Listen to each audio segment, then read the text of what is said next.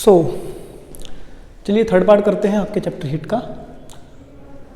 अब तक आपने देखा है कि हीट होती क्या है, हीट की डेफिनेशन। हीट हमें बताती है कि किसी बॉडी का टेम्परेचर कितना है ना, और फिर उस टेम्परेचर को मेजर करने के लिए एक डिवाइस जिसका हमने एक बारे में पढ़ा, थर्मोमीटर। थर्मोमीटर के अंदर एक सब्सटेंस होता है which is known as mercury, और मरकरी के कुछ टाइप्स आपने देखे और टेम्परेचर के कुछ स्केल्स देखे जिन पर कि टेम्परेचर को मेजर किया जाता है, नेमली डिग्री फ़ारेनहाइट, डिग्री सेल्सियस और kelvin.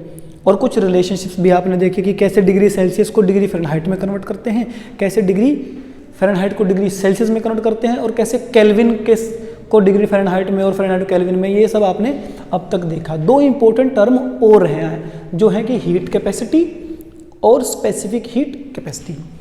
As far as heat capacity is concerned, it may be defined as the amount of heat which is required to rise the temperature of 1 gram of water by 1 degree Celsius or 1 Kelvin.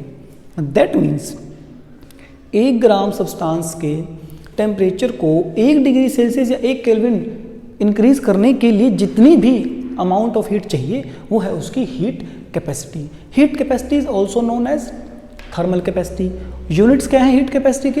It is measured in joule per degree Celsius और joule per kelvin. Next term है आपके पास specific heat capacity.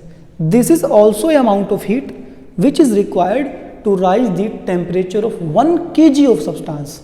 ध्यान से सुने, यहां पर था 1 ग्राम सब्सटेंस के टेम्परेचर को राइज करने के लिए जितनी हीट चाहिए वो हीट कैपेसिटी है, और 1 किलोग्राम सब्सटेंस के टेम्परेचर को 1 डिग्री सेल्सियस या 1 केल्विन राइज करने के लिए जितनी अमाउंट ऑफ हीट चाहिए वो है उसकी specific heat capacity. Specific heat capacity के जो यूनिट्स हैं वो है जूल पर केजी पर डिग्री सेल्सियस और जूल पर केजी पर डिग्री फ़ारेनहाइट। अभी अज्यूम कर लेते हैं कि एक बॉडी है, उसका मास है m, और उसको Q amount of heat transfer किया गया, और उसके हीट क्योंकि उसके अंदर ट्रांसफ़र किया गया तो नेचुरल सी बात है उसके टेम्परेचर में क्या होगा, चेंज होगा, है ना। और उसके टेम्परेचर के अंदर जो चेंज आया वो चेंज है डेल्टा टी। तो स्पेसिफिक हीट कैसे कैलकुलेट करेंगे? उसके लिए स्पेसिफिक हीट कैलकुलेट करने का एक फॉर्मूला है, वो है S which is specific heat capacity is equal to Q upon M into delta T. Q क्या है यहाँ पर? अमाउंट ऑफ हीट ट्रांसफर, जितना भी एनर्जी उसको दिया गया, जितना भी अमाउंट ऑफ हीट उसको प्रोवाइड किया गया।